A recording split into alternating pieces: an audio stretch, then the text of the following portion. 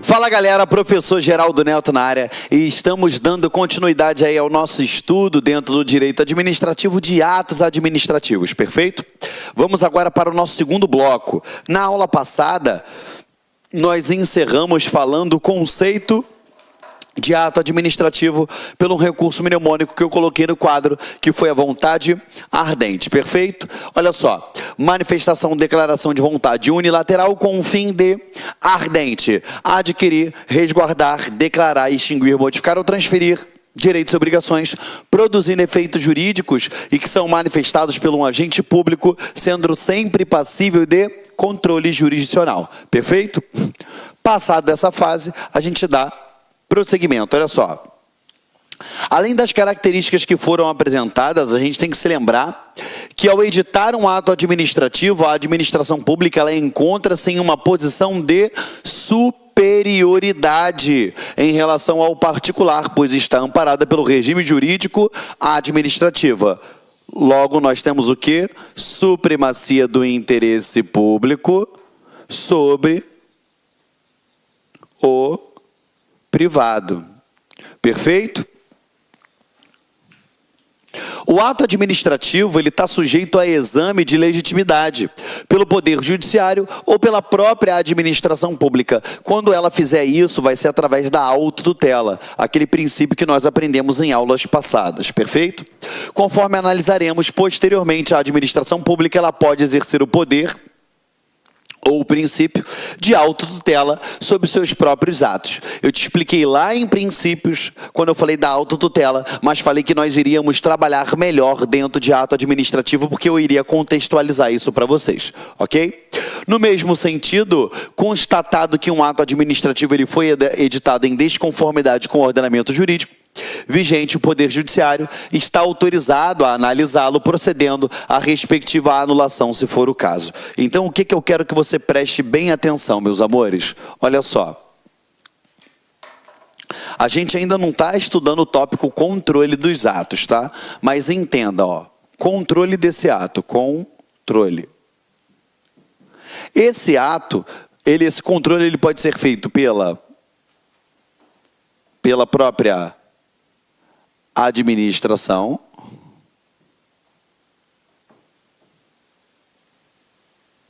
ou ele pode ser feito pelo judiciário.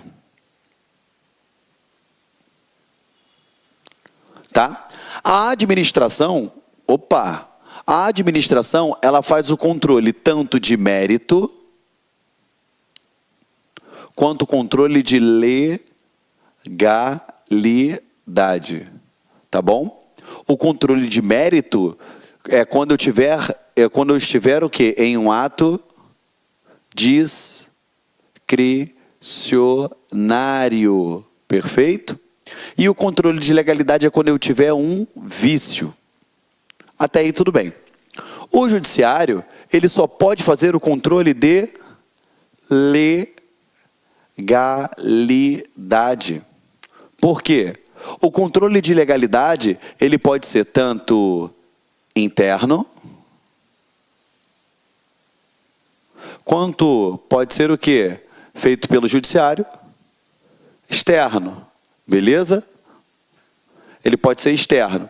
Agora, o controle de mérito só pode ser feito de forma interna. Então, não há de se falar em judiciário fazer controle de mérito de ato praticado pela administração. Só se referir à legalidade. Perfeito? Estamos juntos? Quando é a administração que faz esse controle, eu tenho o princípio da autotutela. Perfeito? Lembrando, tá, que o judiciário, lembrando que a autotutela ela pode ser feita de ofício, beleza? Ou mediante provocação. O judiciário ele só pode atuar pelo princípio da inércia, mediante provocação. Ok? Só mediante provocação que ele vai atuar. Então, vamos lá. Se eu tenho um ato que foi praticado, ele pode ser controlado pela própria administração pública através da autotutela, seja de ofício ou mediante provocação, e ela vai controlar o mérito quando se tratar de ato discricionário ou de legalidade quando eu tiver um vício, seja ele ato vinculado ou discricionário, nós vamos ver mais à frente. O controle feito pelo judiciário é só no que diz respeito à legalidade, perfeito? E só quando for o quê? Provocado, de acordo com o princípio da inércia, ok? Então faz isso daí no seu material, que eu estou tomando um golinho d'água aqui.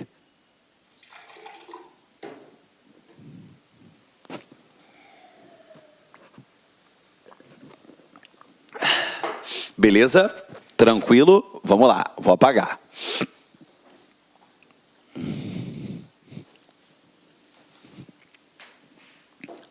Vamos lá, continuando aqui com vocês, tá? Agora, a gente vai dar mais um passo, perfeito? Já te expliquei o conceito de ato, já te expliquei a diferença de ato administrativo, ato da administração, de fato e ato, fato administrativo, fato da administração. Te expliquei a semelhança entre fato administrativo, que ele decorre da implementação de outros atos, por isso que ele também é chamado de ato material. A gente trabalhou todo esse conceito de ato administrativo, falamos da de Pietro, falamos do Eli Lopes Meirelles, e aí agora a gente dá um passo adiante. A gente entra nos elementos ou requisitos que formam o ato administrativo. Primeira coisa que eu quero que você fique bem atento, tá? Elementos é uma coisa. Atributos é outra totalmente diferente. Presta atenção aqui comigo. Eu, professor Geraldo Neto, eu tenho cabeça, ombro, joelho e pé. Então, esses são os elementos que compõem o professor Geraldo Neto. Cabeça, ombro, joelho e pé. Você em casa tem cabeça, ombro, joelho e pé. O professor Sidney tem cabeça, ombro, joelho e pé. Ou seja, esses são os elementos que nos formam. Agora, por exemplo, o professor Sidney, ele tem o cabelo liso, ele tem o atributo de ter o cabelo liso. Eu não tenho, meu cabelo é ruim, por isso que tem que usar baixinho. Ou seja, atributos são qualidades que pode ou não ter aquele ato administrativo. Agora, elementos ou requisitos, obrigatoriamente todos eles devem ter. Ok? Traz para a matéria então. Os elementos que formam o ato administrativo, os requisitos, tá? Isso é sinônimo, elemento ou requisito. Obrigatoriamente, todos os atos, eles devem ter todos os elementos. Todos, tá? Vamos lá. Elementos ou requisitos do ato administrativo. O elemento ou requisito do ato administrativo nada mais são do que os componentes necessários para que o ato seja considerado inicialmente válido, editado em conformidade com a lei. Perfeito? Então, obrigatoriamente, ele deve ter todos os elementos. O professor Eli Lopes Meirelles, ele entende serem 5 os elementos dos atos administrativos, que são competência, finalidade, forma, motivo e objeto. Lembrando a você, tá? Todo livro, toda apostila fala o quê? COFIFOMOB. Eu não gosto de falar COFIFOMOB. Para mim isso é passado, até porque todos os meus fluxogramas eu faço através do recurso mnemônico ff.com. Ok? ff.com. Ah, Geraldo, eu não gosto, eu quero o COFIFOMOB. Fica à vontade. Ah, Geraldo, eu quero ff.com. Fica à vontade. O importante é você passar na prova, ok? Geralmente as pessoas passam com esse, tá? Volta para cá. Olha só. Então, esses são os elementos que formam o ato administrativo. Competência, finalidade, forma, motivo, objeto. Competência, finalidade, forma, motivo, objeto. Tem que ficar atento, ok? Só para poder fazer uma observação para você. A Maria Silva Zanella de Pietro, ela também fala que a competência pode ser chamada de sujeito. Tá bom?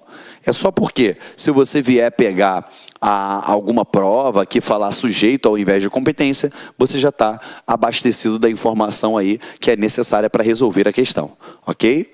Então esses são os pilares básicos, tá bom? Básicos aqui para a gente formar um administrativo, tá? Trazendo aqui para os nossos fluxogramas, que eu gosto de fazer.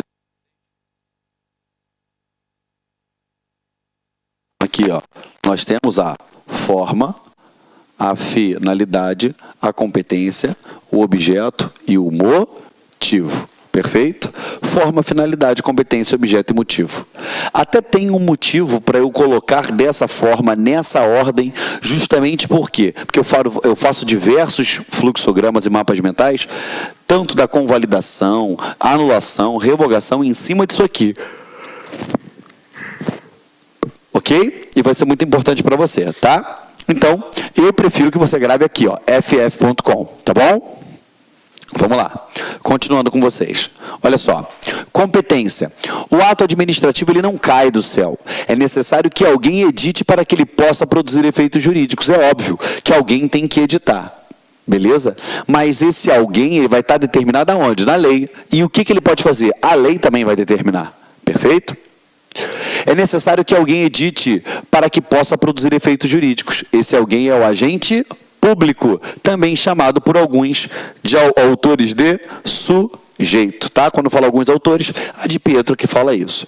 Então, quem é esse agente competente? É o agente público, que recebe essa competência expressamente do texto constitucional, através de lei, que é a regra geral, ou ainda, segundo o professor José dos Santos Carvalho Filho, que é o nosso querido e amado mestre Carvalhinho, através de normas administrativas. Perfeito? Neste último caso, o ilustre professor ele informa que, em relação aos órgãos de menor hierarquia, pode a competência derivar de normas expressas de atos administrativos organizacionais, que nesses casos, tais atos serão editados por órgão cuja competência decorre de lei. O que é isso? Eu tenho uma hierarquia, né? Eu tenho uma competência distribuída entre órgãos. Um órgão inferior ao outro, que você sabe que eu tenho a estrutura hierárquica do órgão, que a gente sabe, né, que é o IAS, que são os órgãos independentes, autônomos, superiores e subalternos. Ele pode derivar da competência do órgão superior. Perfeito? É o que ele está falando aqui. Vamos lá. Em outras palavras, a competência primária do órgão provém da lei e a competência dos segmentos internos dele, de natureza secundária, podem receber definição através de atos organizacionais. Como assim, tio Geraldo? Vamos lá.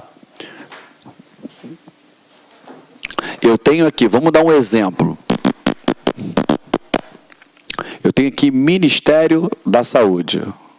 Ministério da Saúde, show de bola. O Ministério da Saúde ele é enorme, tá bom? Ele tem as competências dele derivadas por lei, mas aqui dentro eu tenho coordenadorias, secretarias, eu tenho diversos órgãos aqui dentro. Perfeito? Então você já percebeu que quem atribui a competência a esse órgão, ao agente que aqui comanda, é a lei, é a Constituição Federal. Mas aqui dentro eu tenho uma distribuição interna de competências. Perfeito? Que são aquelas derivadas de normas administrativas, de acordo com o Carvalhinho. José dos Santos Carvalho Filho, tá? É isso que ele quis dizer aí, tá bom? Vem. Sobre a competência, além de saber que se trata de um requisito sempre vinculado, eu quero que você tenha atenção aqui, ó, requisito sempre vinculado, sempre vinculado, sempre vinculado. O ato é importante entender ainda quais são as principais características enumeradas pela doutrina, perfeito? Aí a gente vai falar que ela é irrenunciável, que ela é improrrogável, enfim, eu vou chegar nesse ponto com vocês. Eu só quero que você fique atento aqui a uma paradinha que eu vou botar. Ó. ff.com, forma, finalidade, competência,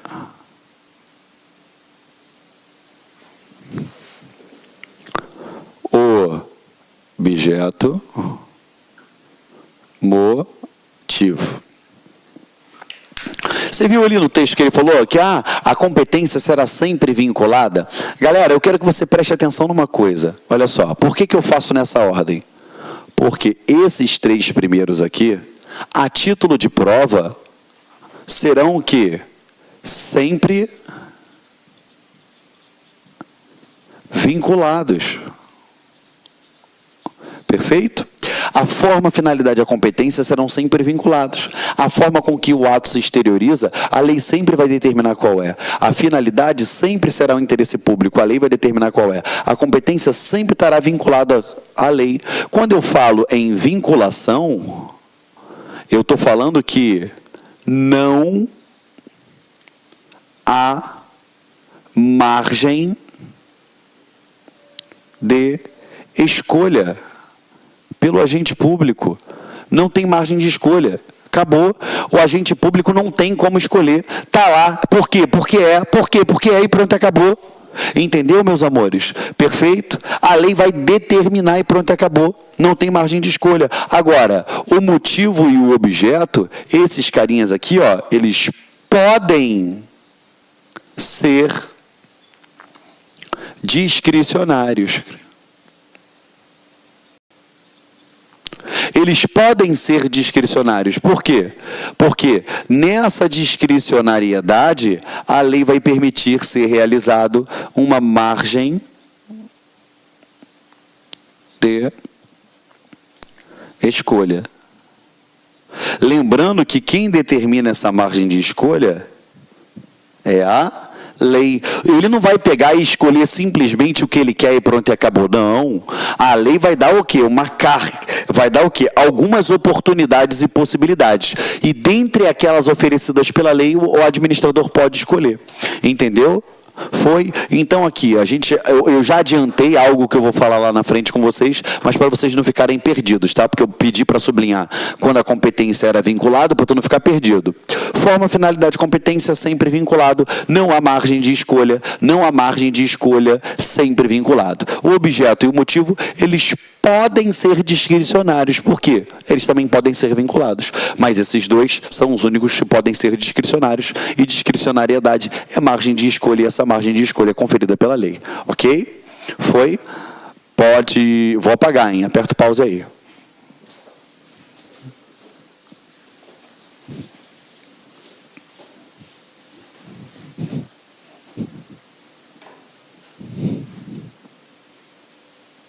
Vamos lá. Aqui, ó, principais características enumeradas lá da competência. Lembrando que ele é sempre vinculado, tá bom? É um elemento sempre vinculado. Vamos lá. É irrenunciável.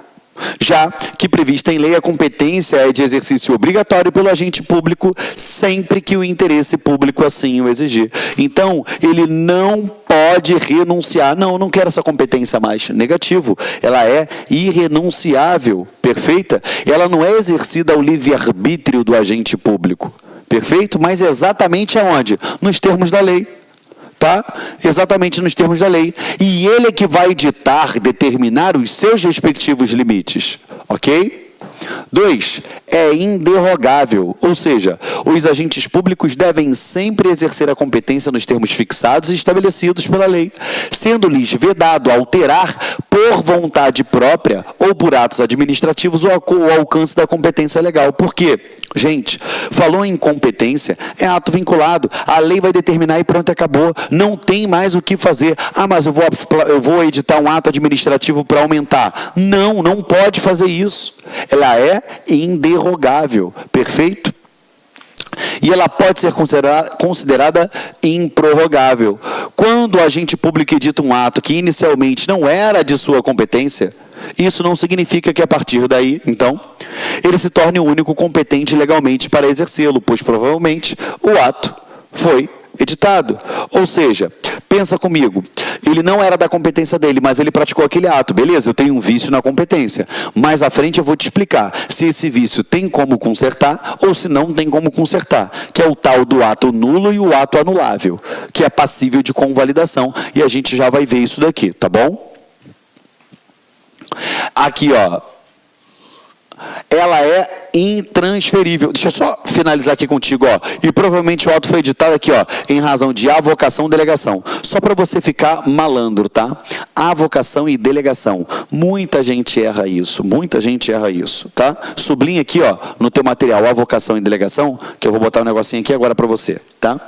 Muita gente acha que, toma, é delegar, me dá, avocar. Não é bem assim que funciona. Pensa, olha só, professor Geraldo Neto, e você, Mariazinha, que está aí em casa nos assistindo.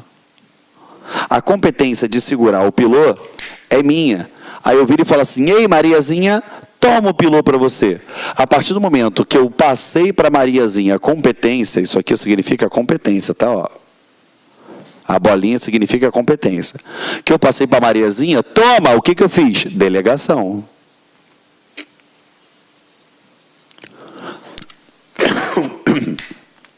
Quando eu falei assim, ei, Mariazinha, me devolve o pilô. Quando eu peguei de volta para mim, o que eu fiz?